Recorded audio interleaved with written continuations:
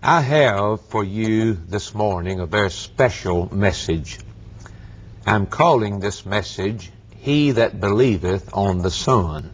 That's the title and the topic. Now the text is a verse of Scripture taken from the 3rd chapter of John, verse 35. If you'd like to turn in your Bibles to John chapter 3, verse 35. Now listen carefully. This text is very special, and I'm praying that God will be pleased to make the message very special to you. I believe if you listen carefully to what I have to say this morning, it'll be of great eternal benefit to you. I'm reading from John 3, verse 35. Listen carefully. The Father loveth the Son. The Father loveth the Son, and hath given all things into His hand. He that believeth on the Son hath everlasting life, and he that believeth not the Son of God shall not see life, but the wrath of God abideth on him. Now, as I was preparing this message and studying this verse of Scripture, this thought came to my mind. My life on earth and my ministry for 30-some-odd years in the gospel would be to me, as far as I'm concerned, a total success, a complete success, if as a result of that life and that ministry, someone listening to this television ministry or listening to me in the pulpit at 13th Street Baptist Church or wherever I'm preaching, if someone would lay hold of the powerful truth revealed in verse 35, I'd consider my life well spent and my ministry quite successful if someone would lay hold upon the truth taught in John 3:35. Listen to it again. The Father loveth the Son, and hath given all things into His hands.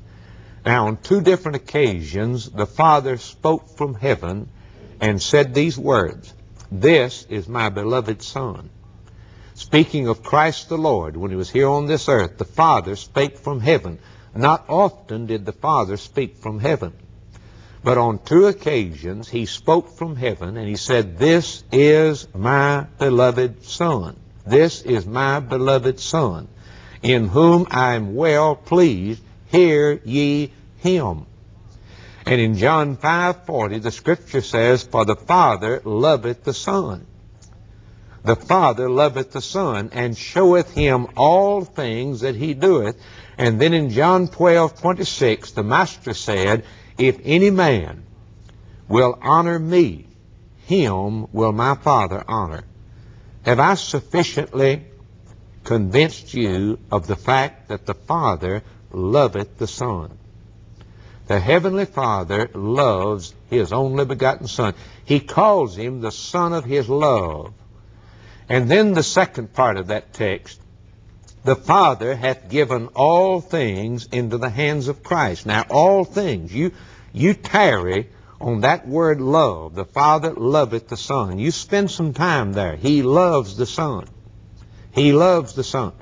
And the other two words that you need to dwell upon and think about is the Father hath given all things, not some things, but all things into His hand. All life, all truth, all mercy, all grace, all righteousness, all redemption, all justification.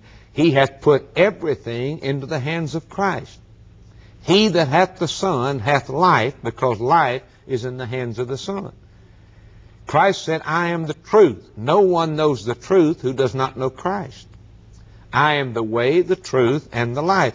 And then in Ephesians, Paul said, "In whom we have redemption." In Christ we have redemption. Redemption has been put in Christ. The Father loveth the Son, and He hath given all things, everything pertaining to life, everything pertaining to a relationship with God.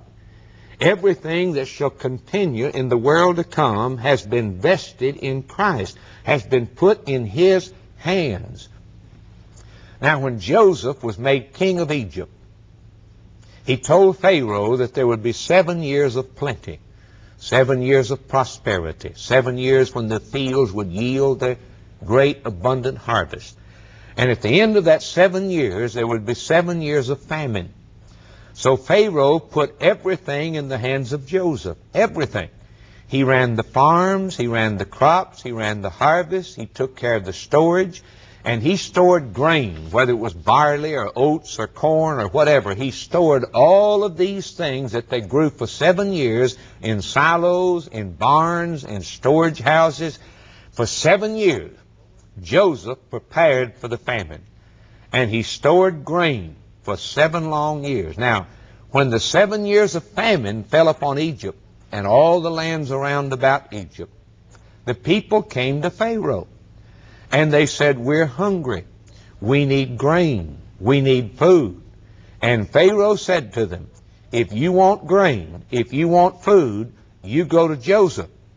I have put everything in Joseph's hands. Don't come to me. Don't expect anything from me. Don't expect anything out of me. Don't even come to me. He said plainly, go to Joseph. Go to Joseph. Everything has been placed in the hands of Joseph. And my friends, I'm saying this to you as clearly as words can express it, and as clearly as I can preach it. The Father loveth the Son. You can say what you want to about the love of God. You preach the love of God. The love of God is infinite. The love of God's eternal. The love of God's unchangeable. But the Father loveth the Son. And He hath put everything in the hands of the Son. That's the way it always has been. That's the way it is now. That's the way it always will be. Now the Scriptures are written that you might believe on the Son, that you might come to Christ, that you might embrace and lay hold upon Christ. That's why the Scriptures were written. It says in John 20:31, but these are written. These are written. This is the purpose for the writing of the Word of God, that you might believe that Jesus Christ is the Christ, that Jesus is the Christ, the Son of God. That's why these things were written, that you might believe that Jesus is the Christ, the Son of God, and that believing you might have life through His name.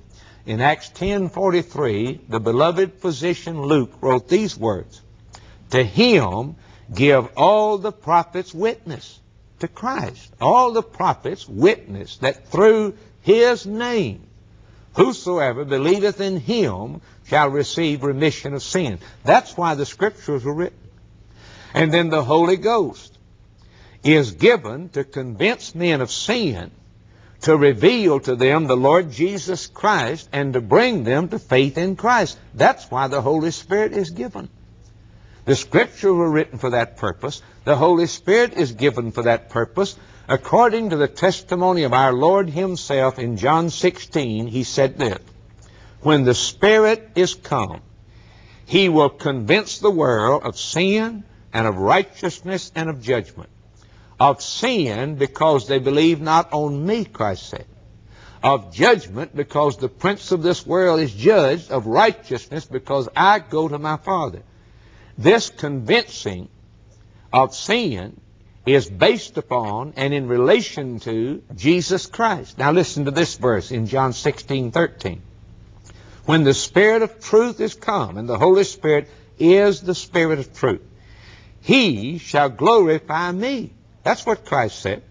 He shall take the things of mine and show them to you. He shall not speak of Himself, but whatsoever He heareth, that shall He say, and He will glorify me. What I'm saying is this, the Father loveth the Son, and hath placed everything, all things pertaining to God, all things pertaining to life, all things pertaining to redemption, all things pertaining to God have been placed in the hands of Jesus Christ our Lord. And the Scriptures are written for that self-same purpose, to declare where everything is, to point to Christ. And the Holy Ghost is given to bring you and me to faith in Jesus Christ. And it is the business of faithful preachers to point men to Christ. In Acts 1 verse 8, our Lord Jesus Christ said to His disciples as they assembled about Him on the Mount of Ascension, He said, "You shall receive power after that the Holy Ghost is come upon you, and you shall be witnesses unto me." That's your purpose. That's your reason for being put in the ministry, is to be my witness in Jerusalem, Judea, Samaria, and unto the uttermost parts of the earth. Paul summed it up this way. He said, we preach not ourselves. We preach not ourselves. We preach Jesus Christ the Lord. John summed up the whole story in these words in 1 John 5:11. This is the record. This is the record. This is the truth. God has given to us eternal life, and that life is in His Son. Why would you question that? Why would you think for a moment that eternal life is in a church, or in a priest, or in a denomination, or in a baptismal pool, or in the Lord's table, or in anything but Christ? God has given us eternal life. It's in His Son. It's not in the law. It's in Christ. And he that hath the Son of God hath life, and he that hath not the Son of God hath not life. The Hebrew writer spoke this. Listen to this. In Hebrews 3:1, and I would have you look carefully at this passage of Scripture. Hebrews 3 verse 1. And what I'm saying is this: the Father loveth the Son, and He hath placed everything, given everything, all things in His hand. Now here's what the Hebrew writer said in chapter 3 verse 1. Wherefore, holy brethren, partakers of the heavenly calling, consider the apostle and high priest of our profession, Christ Jesus. Consider Christ Jesus. Have you done that? Are you doing that? Are you considering Christ? Now, my friend, you may study the heavens, you may study the sun, the moon, and the stars, and you may be awed by the power and the glory of God. For the Scripture says the heavens declare the glory of God. And David said, when I consider the heavens, the sun, the moon, the stars, the things that Thou hast made, what is man that Thou art mindful of him? And you may study the heavens and the stars and the planets and all these things and be awed by the power and the wisdom of God Almighty, but you'll never see the redemptive glory of God until you see the Son. He that seeth the Son, S-O-N, the Son of God, Jesus Christ.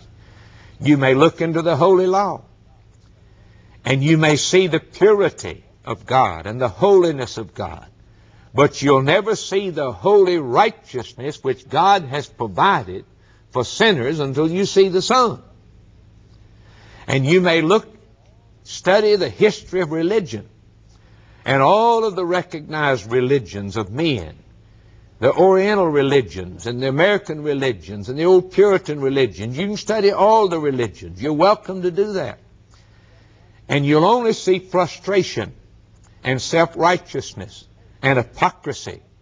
But you'll see the hope of eternal life when you quit studying the deeds and writings of men and start looking to the Son, the Lord Jesus Christ. Because God the Father loveth the Son, and He's put everything in the Son. He hasn't put anything in denominations and history and the acts and deeds of men. He's put everything in the Son. He's placed all things in His hand. That's where it is. And you may study the experiences of men and women and the many theories of life after death. You may study reincarnation. You may study these books about folks that claim to have died and come back to the earth. And you'll still be filled with doubt and fear and uncertainty. And you'll never find any peace about death and any peace about eternity until you see the Son. Because He is the resurrection and the life. And God has put life in His hand. You say, how can you be so dogmatic? Because it's just that clear.